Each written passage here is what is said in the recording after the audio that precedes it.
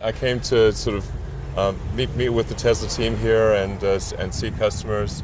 I always like to hear feedback and ideas and thoughts and comments from customers, and figure out where we need to do better and how we can make the car better and that sort of thing. And what are they saying to you? What must improve for this car? Well, I mean, I just arrived, so I'm going to talk to our customers in a moment. Okay. But normally, what are the things they tell you? Well, it varies from location to location, and generally people are pretty happy with the cars, and they're really enthusiastic. So I want to make sure that any small details that we can take care of. I mean, we want to be perfectionists and really make the car super good. Okay, you take notes? I don't take notes, but I can remember pretty much what people say. Okay. So but generally the response has been pretty good. I know there's a few charging issues, and we want to iron those out. And I think those are mostly taken care of, but we still have a few things we want to address. But generally the response I've gotten is that people are very excited and happy with the cars. Okay, a 1200 they sold in the Netherlands, 1200, and it's a very popular car because it's beautiful, because it's electric and it can go very far, but it's also popular because of the tax benefits. Right. Do you think that helps Tesla? Yeah, I think the tax benefits definitely help make the car more affordable, and I think the tax benefits. The reason for the tax benefits is to accelerate the advent of sustainable transport. So it's to serve as a catalyst to have it occur sooner than it would otherwise happen. And so I think that the tax benefits are a good thing. Obviously, they're not going to last forever. Yeah. Would Tesla Motors be another company without those tax benefits? Would there be other sales numbers, you think? Well, it's difficult to predict exactly what they'd be, but I think it's fair to say that things would certainly be a lot slower. So I think the tax benefits are doing what they're intended to do, which is to accelerate the advent of sustainable, clean transport. Like I said, otherwise we'd be moving a lot slower. And it's very important to the world that we move to sustainable, clean energy, both consumption and production. Okay, yeah, this is the Model S. Yeah. It makes Tesla usually popular with regular guys as well, except from Roadster. Here's a Model X coming next year, and in 3 years there will be a cheaper one. Tell me about that. That will be a smaller car. It'll be 20% smaller, about half the price, not as many features. So if you think of like the Model S as similar to an Audi A7, A8 type of thing, then our third generation car would be more like an Audi A4. A4, right. But still not for a very large public, because it's still an expensive car. Yeah, we're talking about, in dollar terms, about $35,000 for the car. And that would be, but when you consider that relative to a gasoline car, because you save a lot more on gasoline, it's more like a $25,000 gasoline car. So that's what we're planning, but that's about 3 years out. But you think the average Joe will buy that car already, or must it wait for another generation of Teslas? I think that, the sweet spot in the market generally is around the mid-20s in US dollar terms. So it's maybe, if it's equivalent to buying a gasoline car at $25,000, it's the mainstream of the market. But there's probably still another level to go to make it affordable to all. All right. But I mean, our goal is to try to make mass market affordable cars. That's been our goal from the beginning.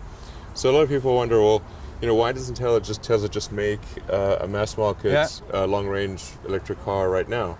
And the issue is that it takes time to refine the technology.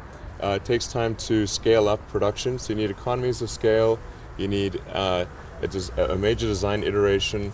And also the third generation car will be 20% smaller. So that's essentially how we get to a 50% price reduction. 20% size decrease, factor of 10 production increase, and another design iteration to design for manufacturing. And that takes time, obviously. It does. But I think anyone who buys the Model S can take comfort, and I think something that's very important, which is they're helping pay for the mass market car. So all the money we get from the Model S and the X we pour into development of the third generation car. And I think You don't make a dime of it. well, we don't issue dividends No. or have big bonuses or anything.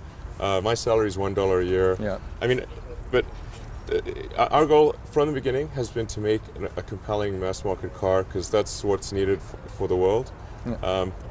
But you keep comparing this car, the Tesla, Yeah. with Audis and everything. Will it be comparable with the is. Nissan eventually as well? Well, Or- I don't know about Nissan. Okay. So that's probably I wouldn't. That's not a target I'd aim for. But the I guess the point I'm trying to make is that if you do buy, let's say you buy sort of a Porsche or a Ferrari or something like that, you're not helping. Ferrari's not going to take the money they make and then ultimately make mass market cars. They're not going to help change the world in a positive way. What we're trying to do is change the world in a positive way. So I think if somebody buys this car, they can feel like, okay, they made a small difference. It almost feels helped. like charity you're doing. I wouldn't say it's not like really. charity, but there's a greater good. Yeah. All right. So we get into the car. Yeah, sure. This car is now like 18 months old, a bit older, I think. The model since the mass production started. Yeah, well, we only started production, about 18 months ago. But the way the production works is it starts off very slowly, and then it ramps up exponentially. So, and we've made a number of small improvements since the start of production. Yeah. So And the software keeps updating as well. okay, because this was a year and a half ago you started. What is the one thing you would change with the next Model S? You know already, I'm going to change that. Well, it's difficult for me to comment on that. Okay.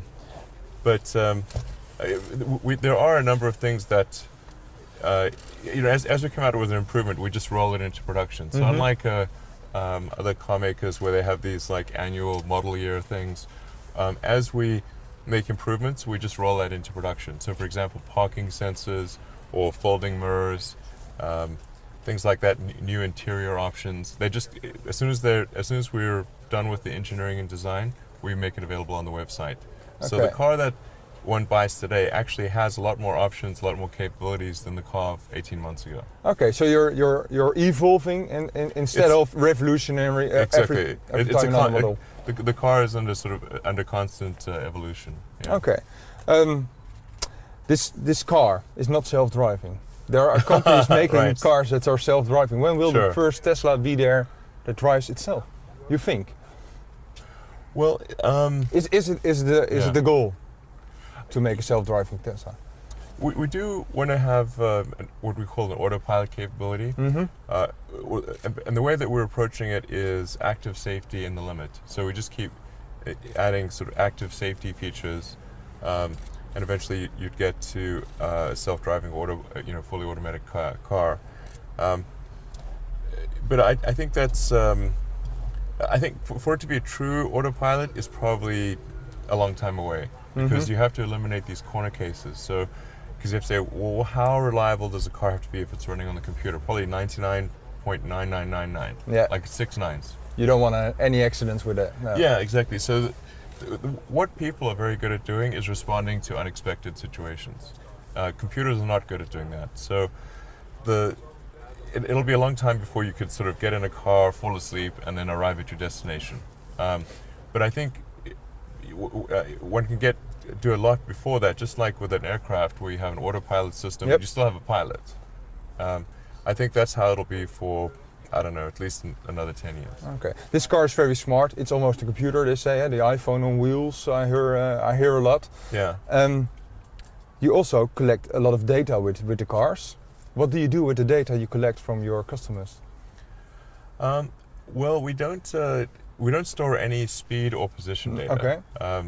So the data they collect is really analytical data. So it's sort of like, let's say, if the car is detecting that maybe the motor's wearing out or the battery may need some work or something like that, then the car will report that there's a potential service challenge or something needs to be serviced. And the goal of that is to do preemptive servicing. So we want to service a part before it breaks, and rather than have a customer experience it. Okay. How many times does that happen with a regular Tesla user that you get a sign from, hey, this car might break Yeah, it down? happens quite a lot. Yeah?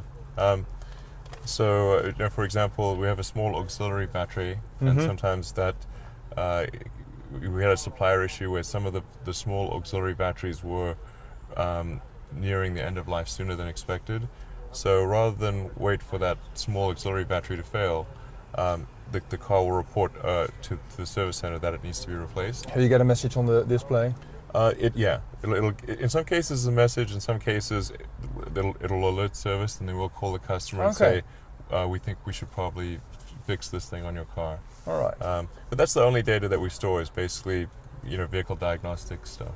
And the rest of privacy issues, Yeah, you say we don't have that. Yeah, we've set it up so that even if there's a court order, we can't say, oh, where was this person on this date? We don't know. You don't know. All right. So, the car is getting smarter and smarter, but the highways are still dumb, and the roads. Yeah. Do you have a plan for that as well, to make them a bit smarter as well? I think fixing the roads that's a really difficult problem. It's not something. I mean, here in Netherlands, look, the roads are excellent. I should say. I mean, they may be dumb, but they look great. They're still dumb, yeah. Pretty dumb. I wish we had roads this good in Los Angeles. Our roads are terrible there, which is crazy for a car town. Do you have ideas about it? How to make the road smarter and connect with the car? Maybe I don't know. I think we're okay. I think it's probably going to work out fine to have the car to increase the intelligence of the car, and I mean for roads I was trying to think maybe have a better signaling mechanism between cars and say stoplights. Yeah. Like sometimes traffic lights, and you can be sitting in a traffic light. There's there is induction, but sometimes that's not as you still have to wait. Okay. Yeah. But induction definitely helps. But you never want to be sitting in a traffic light and it's red but the other direction is green when there's no cars. Yes. That's pretty annoying. That happens. That's one thing you want to. Yeah, I think that would be a cool thing to make better. Okay. Sure. And also like networked intelligence, to have the cars be able to communicate with each other for traffic information and that kind of thing. That's more like the autopilot projects as well, isn't it? It all involves that. Yeah, I think if we can take, there's this whole sort of notion of crowdsourcing or networked intelligence between the fleets. So I think it'd be a cool thing for the cars to be able to share traffic data, so you get more accurate traffic speeds and that kind of thing, and be able to improve the navigation to take that into account. Okay. How much of your time do you still spend on Tesla? It's about half my time. Half your time is Tesla? Yeah. And the rest are the other projects you have, or companies. You have SpaceX, for example. Yeah. Does technology from SpaceX come into Tesla cars? Is there an overlap? Yeah. Does it help each other? Yeah. So, in the rocket business, we're used to dealing with very lightweight materials. So a lot of advanced aluminium, advanced joining techniques. New types of welding and bonding and that kind of thing, and that we employed that also in the Model S. So we applied rocket technology. No? Well, it's rocket technology in the car or outside the car. Well, essentially, it's the body and chassis is all aluminium, which is rare. Most cars are steel, or maybe they've got a little bit of aluminium, but in the Model S, it's all the whole body and chassis is aluminium. And let's go outside. I want to show you one thing. I wanted to talk to you about the wheels, because the wheels are literally thousands of years old. Isn't it time to replace the wheels with something else? You mean like a hover car or something? I don't know. You come up like with you're the man with the ideas. I don't know. Well, you got to roll somehow. It's either you roll or you're flying or you're rolling. So, that's maybe there will be flying cars one day. Yeah, you hope so. I think there probably will. Thank you very much for this interview. Thank you.